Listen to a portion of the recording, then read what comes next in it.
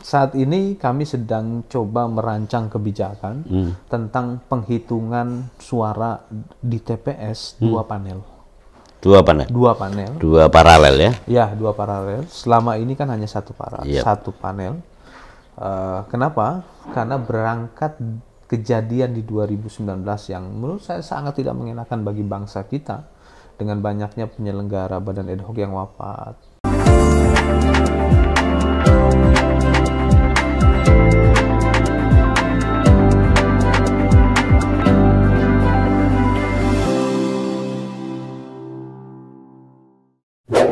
Sobat, jumpa lagi dengan saya Points of View NHS.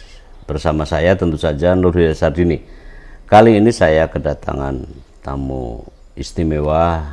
Saya akan sapa Pak Dr. Idam Halik MSI. Apa kabar? Alhamdulillah baik, Bang. Anggota KPU Republik Indonesia 2002-2027, benar ya? Benar sekali. Gimana setelah jadi KPU, setelah KPU provinsi?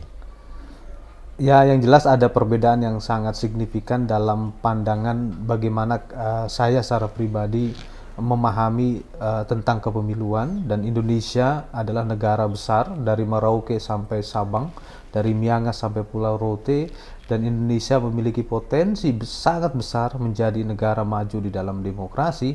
Dan bahkan kalau melihat sistem yang ada, saya berani berdebat bahwa Indonesia adalah jauh lebih maju daripada Amerika. Gitu ya, dalam urusan pemilu termasuknya ya. Ya, walaupun kalau bicara tentang sistem pemilu itu kan pilihan dari sebuah bangsa ya. Oke. Dan kita bisa lihat sampai hari ini Amerika masih menggunakan electoral college. Kita menggunakan sistem pemilihan langsung. Hal yang sudah kita tinggalkan ala MPR ya. Hal yang sudah kita tinggalkan dan itu adalah sistem yang lama. Tapi tentunya ya kita sebagai bangsa tidak boleh kita melakukan kritik terhadap sistem yang dianut oleh orang lain. Tapi penting bagi kita untuk memahami bahwa sistem pemilu kita jauh lebih baik. Dan bahkan kalau kita bicara demokrasi, Bang, dan di 1900-an awal para pendiri bangsa ini sudah bicara demokrasi. Kita bisa lihat bagaimana Tan Malaka menulis buku Narde Republik dalam perjalanan ada di situ. Ada, Bang, di situ. Ada. Ya, dalam perjalanan pulang dari Den Haag melalui Hong Kong ke Indonesia, beliau menulis buku Narde Republik atau Menuju Republik. Beliau sana jelaskan bahwa demokrasi pada dasarnya sejak dahulu sudah ada, berakar urat di dalam budaya masyarakat. Ya, dan kalau kita coba baca buku Samuel F. Huntington, Saya tahu. The Third Wave of Democratization, Gelombang ketiga demokrasi. gelombang ketiga demokrasi, Indonesia ini masuk negara gelombang kedua. Yang kita bisa lihat pada waktu itu di negara-negara Skandinavia, negara-negara di Amerika Latin dan sebagainya, belum seperti kita pada waktu itu bicara demokrasi. Pada zamannya ya. Iya. 18 Agustus 1945 secara eksplisit ya, bagaimana pembukaan Undang-Undang Dasar menegaskan bahwa negara Republik Indonesia didirikan berdasarkan kedaulatan rakyat. Di saat negara-negara di Eropa masih berkecamuk perang, Bang. Betul. Iya kan? Betul. Ya, mereka pada waktu itu sedang berharap Amerika untuk memberi bantuan. Iya. Itulah kemudian lahir Marshall Plan ya. Iya. Yang kemudian baru merekonstruksi atas kehancuran Perang Dunia Kedua. Nah, setelah KPU melihat dengan dasar-dasar pemikiran tadi, Pak Idam melihat apa yang sebenarnya luasan Indonesia ini bisa dan harus menerapkan demokrasi. Kondisi masyarakat majemuk, itu yang menstimulasi, Mengharuskan mengharuskan para pendiri bangsa untuk merumuskan sebuah sistem yang dimana kemajemukan ini pada posisi yang setara di antara etnis dan suku bangsa itu. Maka demokrasilah titik temu itu. Ya, negara mengatasi semua kelompok golongan. Semua kelompok Dan itu pasnya ada di demokrasi. pasnya ada di Bukan demokrasi. monarki misalnya. Bukan kesultanan misalnya. Padahal salah satu atau bagian dari yang sangat penting adalah Kesultanan Nusantara kan. Ya, dahulu Itu banyak kerajaan. Dan tulang punggung dari yang kita sebut sebagai Indonesia kan sebenarnya ya kesultanan yang tersebar. Dan bahkan kita bisa lihat bahwa penentuan untuk republik atau monarki ya kan itu adalah melalui voting loh, itu melalui pemilihan loh. Siapa calon rajanya? Ya Bung Karno waktu itu. Ya. Tapi kemudian sebagian besar sepakat dan Bung Karno sendiri tidak suka ya untuk memilih monarki gitu. Nah setelah itu, setelah Pak Ida melihat dari seluruh ya, kita lihat itu di Nusantara ini, kemudian kenapa naruhnya harus demokrasi dan pilihannya adalah pada demokrasi elektoral atau pemilu? Bisa digambarkan? Ya, hanya dengan demokrasi elektoral, bicara people's sovereignty, itu bisa teraktualisasi kedaulatan itu. Dan demokrasi elektoral kita, itu demokrasi elektoral yang konstitusional. Kenapa? Karena dimaktubkan di dalam Undang-Undang Dasar. Nah, yang ini mungkin berbeda dengan negara-negara lainnya. Itu. Dan bagi saya, Bang ya, saya sering kali bicara di berbagai forum, di berbagai kampus, di berbagai tempat seminar. Saya bilang, bicara pemilu ini bukan pada persoalan bahwa ini amanah dari Undang-Undang Dasar atau dalam studi ilmu politik dikenal dengan istilah demokrasi konstitusional. Bukan. Ini adalah amanah dari para pendiri bangsa. Jadi kalau kita tidak mau berpartisipasi aktif di pemilu, kalau kita apatis, bahkan kalau kita sinis, maka pada dasarnya kita mengabaikan amanah dari para pendiri bangsa. Dan dalam konteks etika sosial, kalau kita mengabaikan amanah dari para pendahulu, maka kita menjadi pribadi yang bermasalah. Dan dalam konteks teologi, kalau kita tidak bisa menghormati para pendahulu, maka pada dasarnya keagamaan kita bermasalah. Dan ditarik pada teologi yang lebih luas, kebebasan yang kita miliki hari ini yang terrepresentasi dalam sistem demokrasi atau lebih spesifiknya dalam demokrasi elektoral, bagi saya ini merupakan pemberian atau rahmat Tuhan yang sangat besar buat kita. Dan bagi kita, bagi orang yang tidak mensyukuri itu dengan cara tidak menggunakan hak pilih, dengan cara tidak berpartisipasi, maka teologi atau persoalan keimanannya bermasalah. Gitu Sila ya? pertama Pancasila adalah ketuhanan yang Maha Esa. Itu. Jadi tidak mau mensyukuri nikmat kebebasan dengan cara tidak mau berpartisipasi, itu tidak sekedar pada persoalan hubungan dalam konteks tata negara, tapi ini persoalan teologi, Bang. Sekarang kita bisa lihat, Bang, banyak negara-negara di Timur Tengah yang itu terbukti dengan munculnya istilah Arab Spring, kemudian muncul lagi istilah Arab Winter. Itu apa? Mereka ingin kebebasan, mereka ingin freedom, mereka ingin election, mereka ingin pemilu. Nah, kita bicara pemilu, Bang, itu sejak tahun 1945 ketika bagaimana Bung Hatta sebagai wakil presiden pada waktu itu menerbitkan maklumat presiden ke-10. Walaupun keinginan beliau ingin mengadakan pemilu di bulan Januari 1946 tidak terwujud, tapi pada dasarnya gagasan-gagasan itu sudah ada, Bang.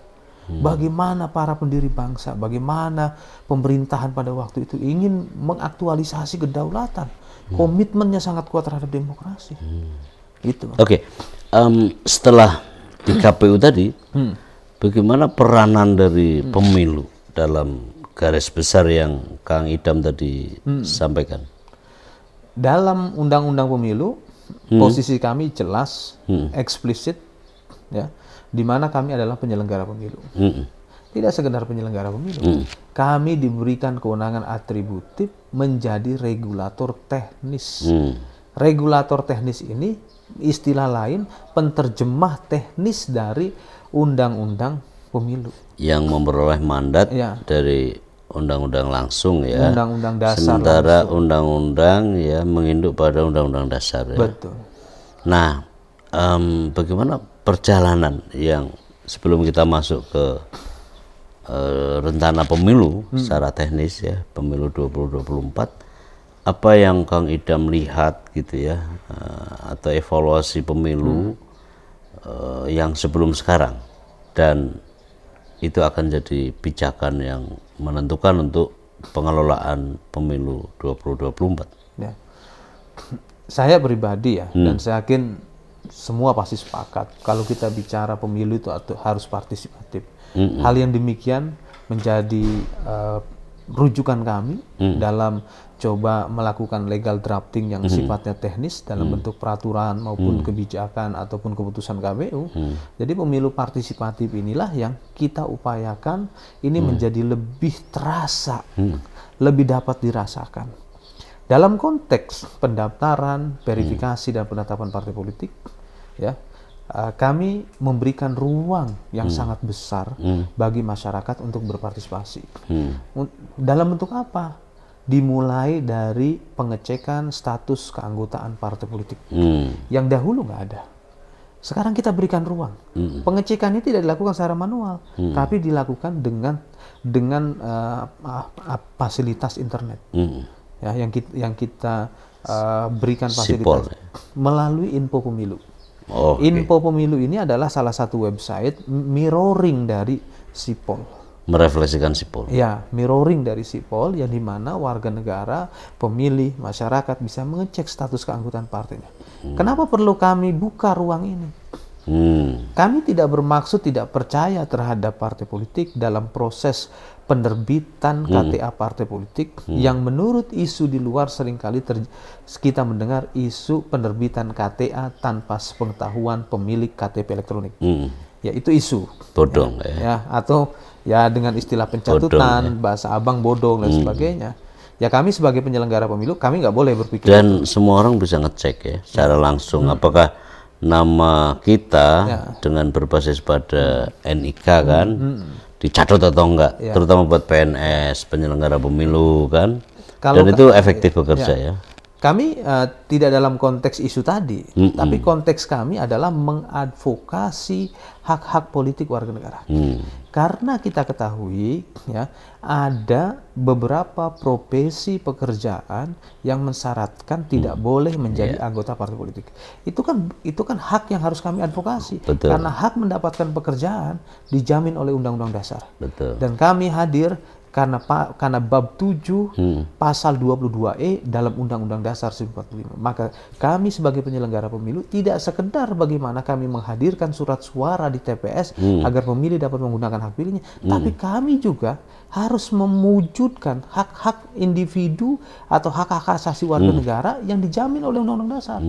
Itulah kenapa dalam konteks pendaftaran, verifikasi dan penetapan partai politik kita buka ruang yang partisipasi seluas-luasnya. Itu. Dan ketika mereka melakukan pengecekan dan ternyata banyak sekali ada KTA parpol yang diterbitkan tanpa sepengetahuan pemilik KTP elektronik, ya, kami sampaikan kepada masyarakat. Kalau memang itu terjadi karena human error, kalau itu terjadi karena kesengajaan, atau bahkan itu terjadi karena moral hazard politik misalnya, tapi kita nggak boleh benci, kita tidak boleh sinis terhadap partai politik. Kenapa? Karena partai politik adalah pilar demokrasi. Dan partai politik ada di dalam Undang-Undang Dasar 1945. Yang jelas sekali sebagai tulang punggung demokrasi kita. Tulang punggung demokrasi kita. Situasi di mana adanya ribuan pencatutan KTP elektronik untuk dijadikan KTA kemarin sampai ribuan ya? Ribuan. Ada ribuan. Dengan kasus misalnya nama PNS tercatut, penyelenggara pemilu tercatut. Penyelenggara pemilu, ASN, dan bahkan ada TNI, ada Polri juga. Tanpa sepengetahuan. Tapi kemudian akhirnya jadi dasar untuk mengcleansing ya? Ya, kami lakukan klarifikasi, kami kembalikan hak-hak politik tersebut. Ya, akhirnya kami jelaskan, kini yang bersangkutan sudah bukan anggota partai politik. Sekarang tahapan pemilu sudah masuk ke verifikasi partai. Dalam konteks pendaftaran verifikasi partai, hari ini sudah memasuki verifikasi faktual. Verifikasi faktual, Undang-Undang Nomor 7 2017 mengamanatkan KPU juga melakukan verifikasi faktual. Setelah verifikasi administrasi sudah dilakukan. Sebelumnya adalah oleh Kumham ya. Walaupun Kumham bisa verifikasi administrasi faktual dan administrasinya. Sampling. Ya, uji petik gitu ya. Hanya untuk memperoleh badan hukum. Nah, sekarang tahapan pemilu masuk ke verifikasi khususnya adalah verifikasi faktual. Tahu bahwa verifikasi faktual, tidak lagi menyertakan partai yang punya seat di DPR RI. Ya, ada 2 putusan Mahkamah Konstitusi terkait dengan hal ini. Putusan yang pertama, putusan Mahkamah Konstitusi nomor 55/PU strip 18 Romawi /2020 mengatakan bahwa partai politik yang melampaui angka parliamentary threshold. Ya, maka dalam konteks pendaftaran partai politik cukup diverifikasi administrasi. Putusan ini diperkuat dengan putusan Mahkamah Konstitusi yang dibacakan tanggal 29 September 2022 dengan nomor putusannya 66/PU strip 20 Romawi /2022 yang mempertegas bahwa partai politik parlemen cukup diverifikasi secara administratif tanpa harus verifikasi faktual. Dan itu yang dipegang oleh KPU. Ya. Kang Idam, setelah ini adalah tahapan tentu akan konsentrasi data pemilih, daftar pemilih, pemutakhiran daftar pemilih. Sebelum saya menjelaskan itu. Oke, silakan. Ya. Sejak tanggal 14 Oktober kemarin, kami sudah memasuki tahapan penataan daerah pemilihan dapil dulu. Untuk pemilu anggota DPRD Kabupaten Kota di 508. Kenapa 508? Karena ada 6 daerah, dalam hal ini 5 kota, 1 kabupaten, yang tidak ada pemilu DPRD Kabupaten Kota. Manakah itu? Yaitu kota dan kabupaten di Jakarta. Kota tip ya. Nah, di Jakarta nggak ada pemilu anggota DPRD Kabupaten Kota. Karena memang nggak khas, mengingat itu adalah penerapan desentralisasi asimetris. Tapi sebenarnya menarik, Bang, kalau kita coba lakukan kajian komprehensif terhadap Undang-Undang Ibu Kota Negara.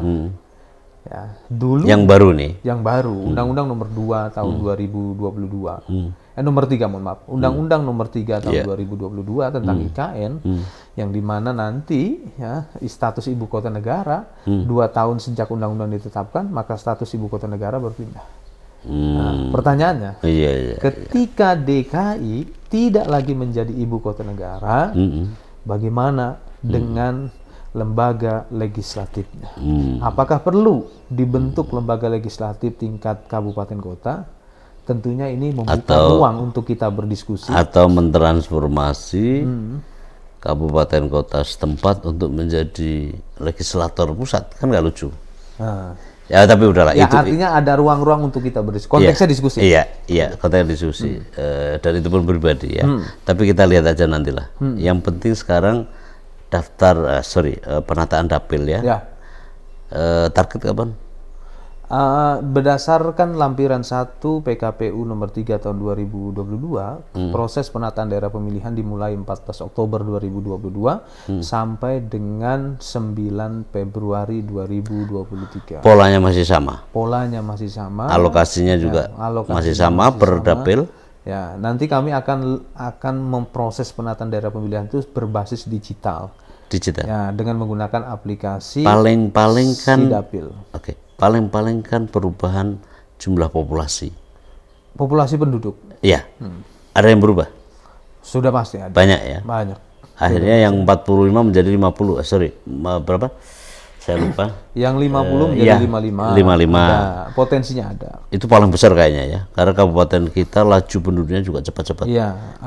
Ada juga yang dari misalkan 25 berubah menjadi 30, 35. Banyak itu ya? Ya.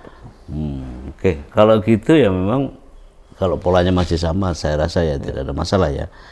Ya, kalau kami titik tekannya pada persoalan partisipatifnya, Bang. Kenapa ini perlu saya sampaikan? Nanti ketika kami perintahkan KPU Kabupaten Kota untuk melakukan uji publik tentang penataan daerah pemilihan ini, kami berharap ya masyarakat juga aktif. Karena bedanya dahulu dengan sekarang, sekarang ini lebih mudah diakses, Bang. Karena aplikasi Sidapil itu. Jadi ketika kita ingin tahu rancangan dapilnya seperti apa, cukup dari rumah. Sambil ngopi di pagi hari, ya kan, sambil breakfast, coba search informasi mengenai penataan daerah pemilihan. Lalu kalau sekiranya ini kurang pas, silakan komentar, silakan sampai tapi dengan reasoning juga. Oh iya, udah pasti. Kang Idam, kita masuk ke rencana besar pemilu 2024. Ya. Tentu kita harus berangkat dulu, evaluasi lah semacam itu. Ya. Paling kurang ada 2 jenis pemilu kita yang harus saya sebut. Yang pertama adalah pemilu 2019, lalu adalah pilkada 2020. Walaupun ini agak berbeda, pilkada semuanya serentak. Nah kalau Pak Idam melihat di 2019, tengoklah secara teknik tadi, apa yang bisa digambarkan dari situ? Ya, dari sisi teknis tentunya kami harus mempersiapkan semua kebutuhan pemungutan dan penghitungan suara itu tepat waktu. Ya, karena kami sadar bahwa wilayah Indonesia dari sisi geografisnya bermacam-macam. Nah, khususnya di wilayah-wilayah pertumbuhan penduduk lalu signifikan nggak terhadap angka jumlah TPS? Ya, yang jelas ada peningkatan jumlah TPS. Ada peningkatan Tapi jumlah TPS. estimasi paling awal untuk sementara KPU di angka bisa sampai dengan 10%. Oh ya besar dong. Ya karena pertumbuhan penduduknya kan di angka 5 sampai 8 pada umumnya. Kalau kami estimasikan sampai 10%, karena kan penempatan TPS itu kan nggak semata-mata misalkan 3 juta dibagi 300, kan nggak juga. Ya, karena satu TPS kami rencana 300, ya kan. Ada pertimbangan aspek geografis, akses transportasi, aksesibilitas itu yang dipertimbangkan. Maka kami mengestimasi ada potensi kenaikan 10%. Karena adanya TPS juga harus lebih memungkinkan buat pemilih untuk gampang, tidak terlalu jauh. Itu dengan pertumbuhan 10%, penambahan 10%, kebanyakan di Jawa pasti. Ya, karena pertumbuhan populasi. Jawa Barat pasti dan menjadi epicentrum urbanisasi. Iya, karena 60 sampai 64% populasi Indonesia ada di Jawa. Ya. Wabil khusus adalah provinsi paling gemuk kan provinsinya ente. Jawa Barat. Penduduk Jawa Barat itu lebih dari 48 juta. 48 juta. Penduduk Prancis real time-nya itu di atas 46 juta. Eropa seluruhnya tidak sampai segitu. Jadi itu satu provinsi, banyak negara. Cuma kita satu negara, Indonesia. Luar biasa memang.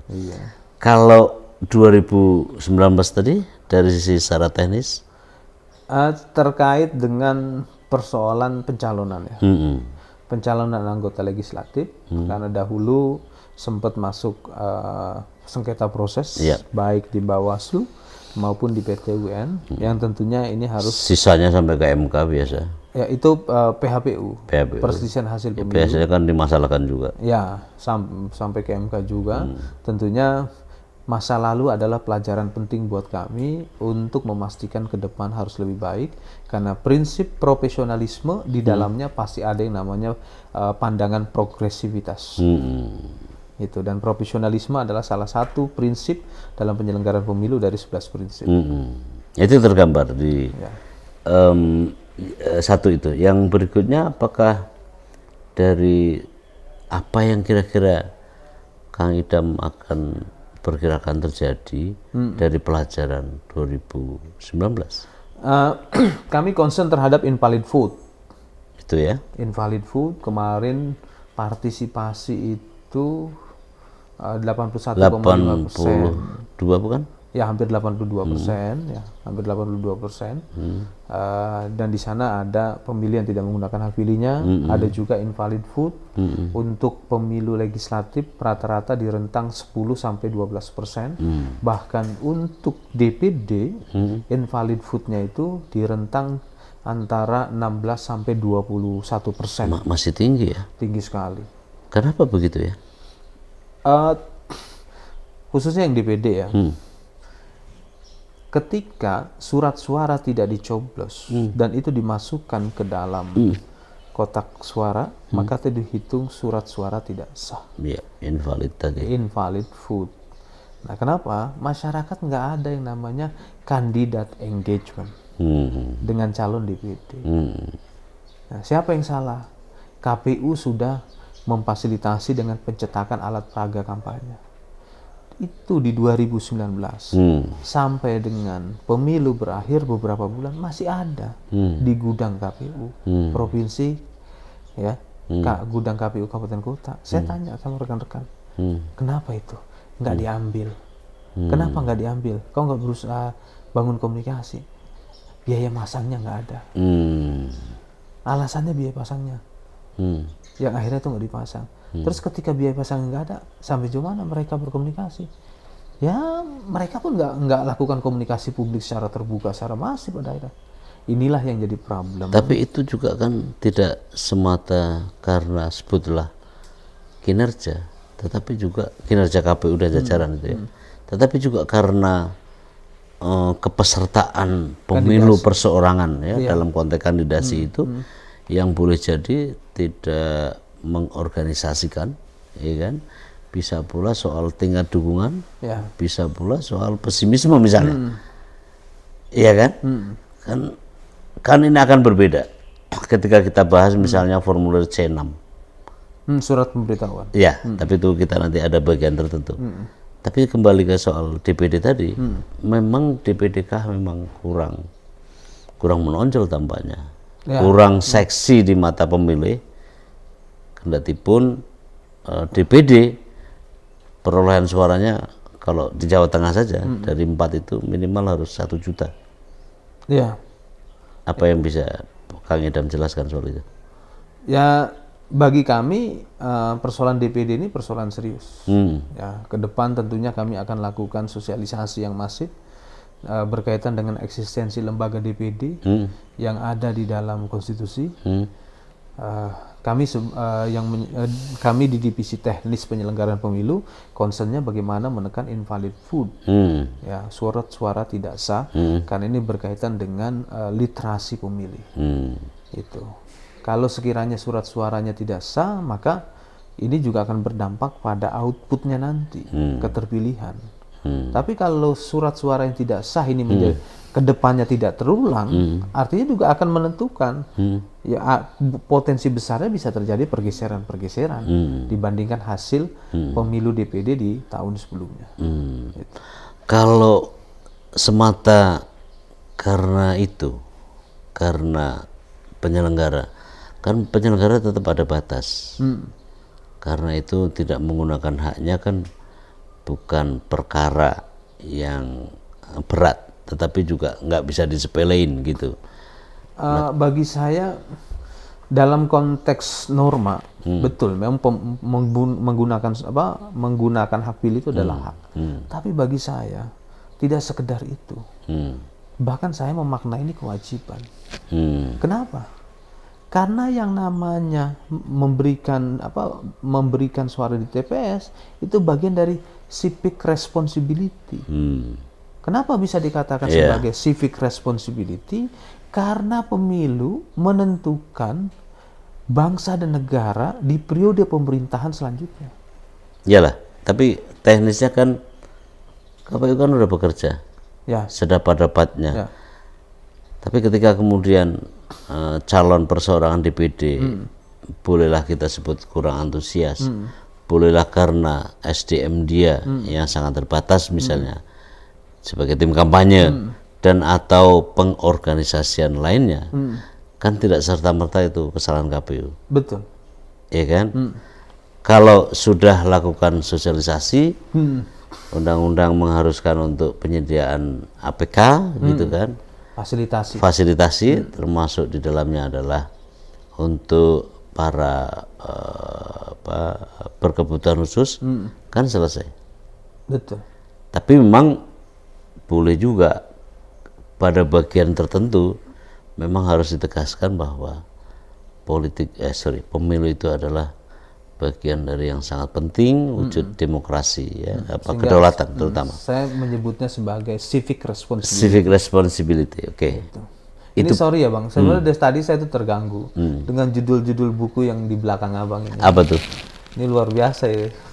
Ada sebagian yang belum saya punya. Oke, saya kira sebagian besar deh, karena di sini buku yang belum saya baca masih banyak. Iya, ini luar biasa judul-judul buku. Dari tadi saya liatin aja. Gitu ya. Karena saya suka nggak concern tuh karena judul-judul buku Gitu itu ya. yang luar biasa. Ini tergoda ya, karena itu. Ya. Kalau saya bisa bawa itu, mungkin saya bawa itu, tapi nggak mungkin. Karena gini, Kang Idam, saya itu setiap minggu pasti membaca buku. Pasti harus menghabiskan satu buku. Di luar saya Setiap minggu ngajar. saya beli buku baru. Oke. Nah, setiap kali perjalanan naik pesawat, berangkat harus beli buku, ya kan? Pulangnya juga harus beli buku. Sama. Oke. Dan ini masih banyak lemari saya di sini. Kita kira 10.000 judul adalah. Iya.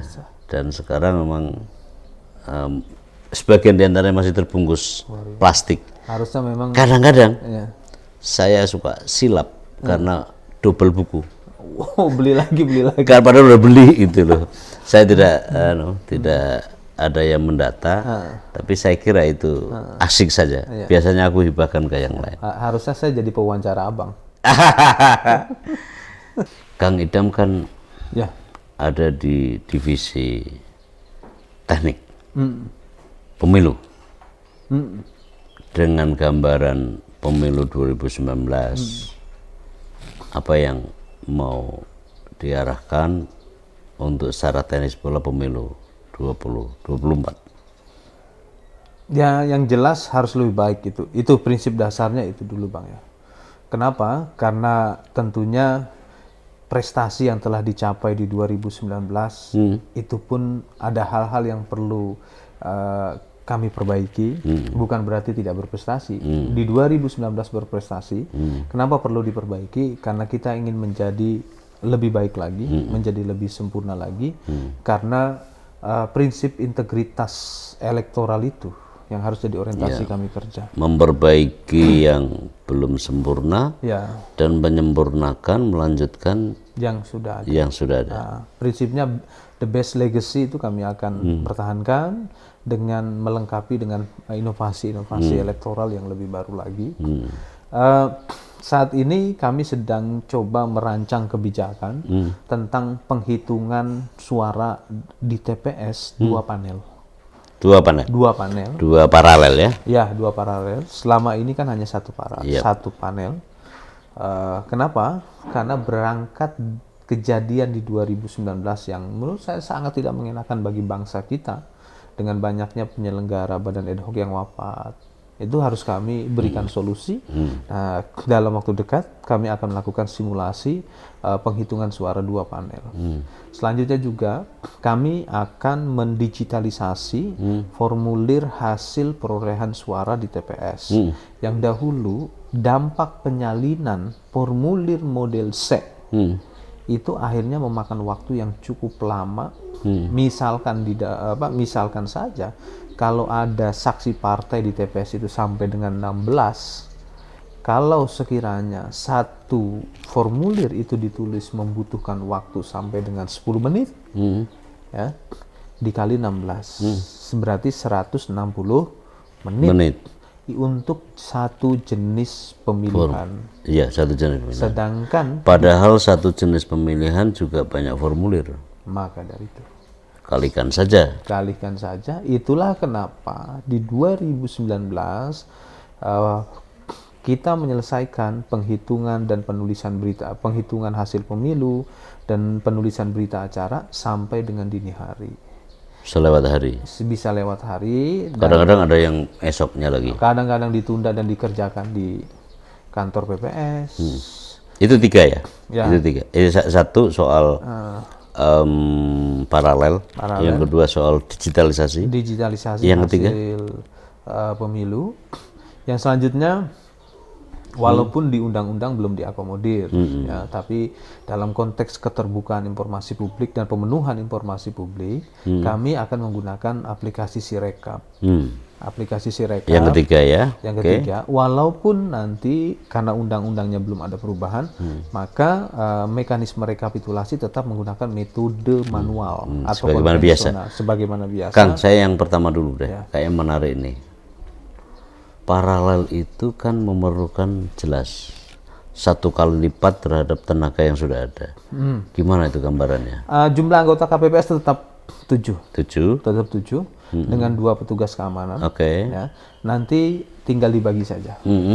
Ya, kalau dibagi 2 panel, maka nanti ketua KPPS memantau proses penghitungan tersebut di panel A dan di panel B. Nah, yang 3 ini untuk 1 panelnya, dia mulai berprofesi menyediakan surat suara untuk dibuka dan dibacakan, ya, oleh KPPS lainnya. Terus juga yang 1 menulis.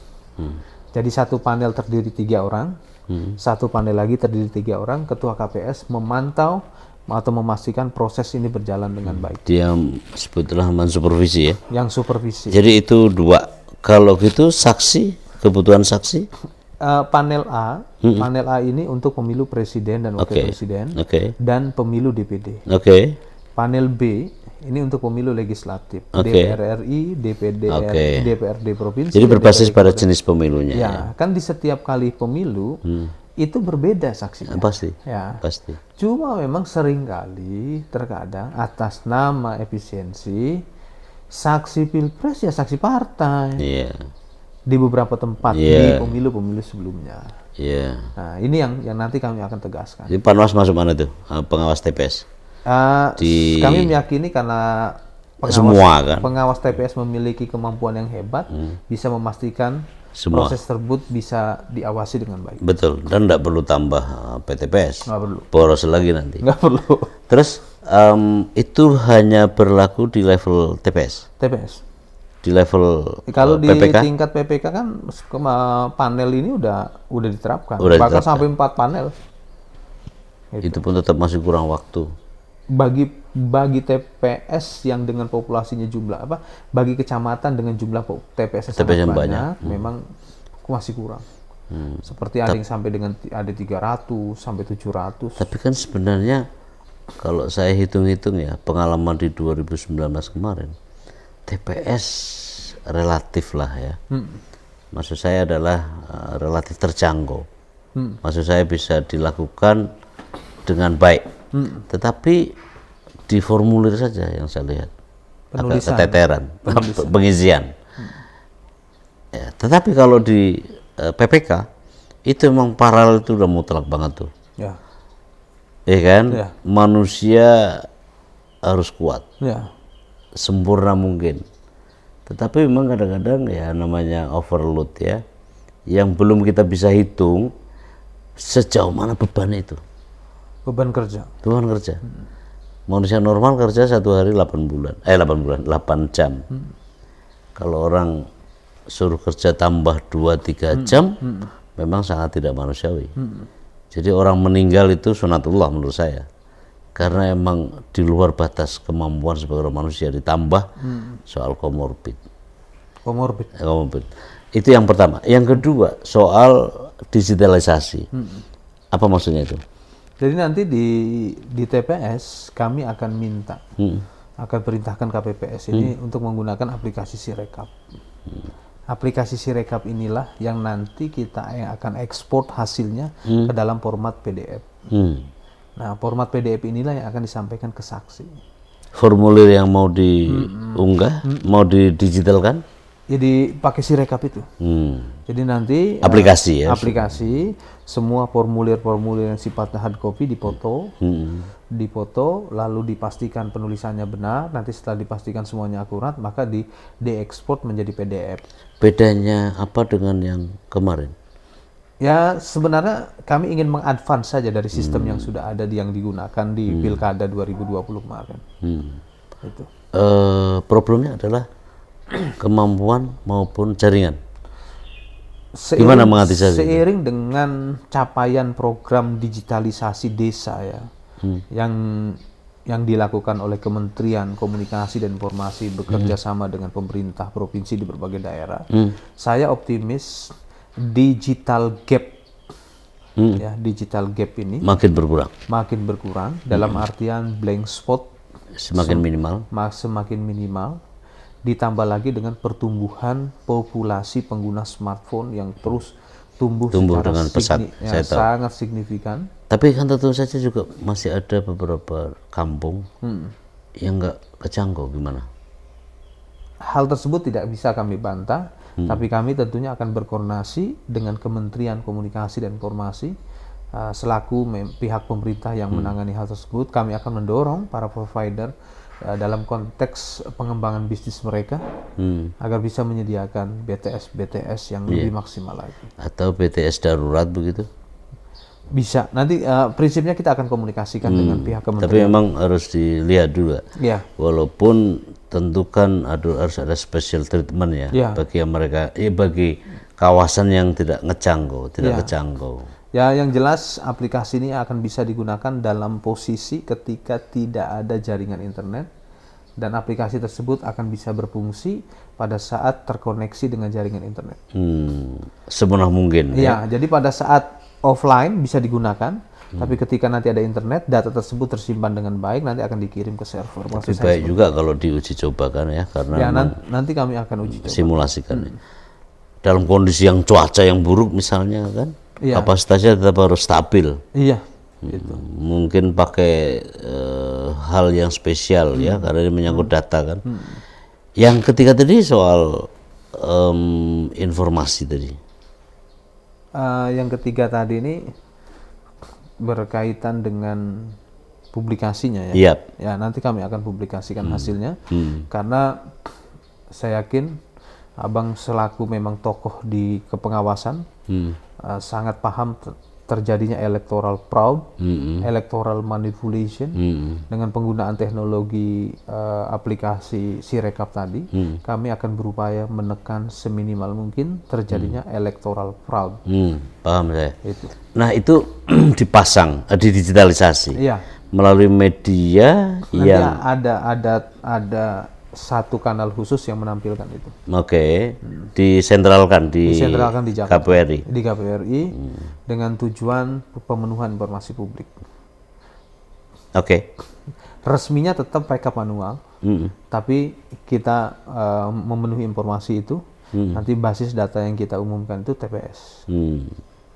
Sambil jalan menunggu paralel dengan proses-proses manual ya. Setelah pemungutan suara di TPS, lalu rekap di kecamatan, rekap di kabupaten, kota, sampai rekap nasional. Sembari itu sambil jalan. Ini saya kira memang terbukti meminimalisasi ya. Pada kasus-kasus tertentu yang pernah DKPP tangani, itu benar-benar mencegat gitu ya dari kemungkinan orang pelaku dari manipulasi, dari ketimpangan, kecurangan. Dan saya rasa itu akan memberi manfaat. Lalu yang penting memang harus diuji coba ya, supaya tidak menimbulkan syak-wasangka. Kadang-kadang orang terhadap IT itu, ini kayaknya trauma di 2009, orang curiga sama. Bahkan sampai sekarang, Bang. Masih terasa. Jadi, seringkali saya ketemu dengan pihak-pihak yang menurut saya nalarnya bermasalah. Nanti kalau ingin menang jadi caleg, cukup aja deketin pegang IT KPU. Banyak itu suara begitu. Iya banyak kan, Bang. Tapi mungkin perlu penampilan kan, bahwa sistem ini auditable gitu ya. Sistem ini alat bantu aja. Proses rekap kan terjadi secara manual, dan saya masih setuju kalau rekap ini dilakukan secara manual karena lebih partisipatif. Lembar per lembarnya dapat dipertanggungjawabkan. Kalau kita menggunakan sistem internet sepenuhnya, Bang, ya, maka potensi crash ada, potensi diretas ada, ya. Tapi kalau kini ada alat lainnya itu dengan dokumen yang hard copy, menurut saya tidak ada alasan bagi publik tidak percaya terhadap hasil pemilu. Hard copy-nya ada, digitalnya ada. Oke, thank you, Kang Idam. Mudah-mudahan memberi manfaat, sobat. Kita akan soal lagi di kali kesempatan.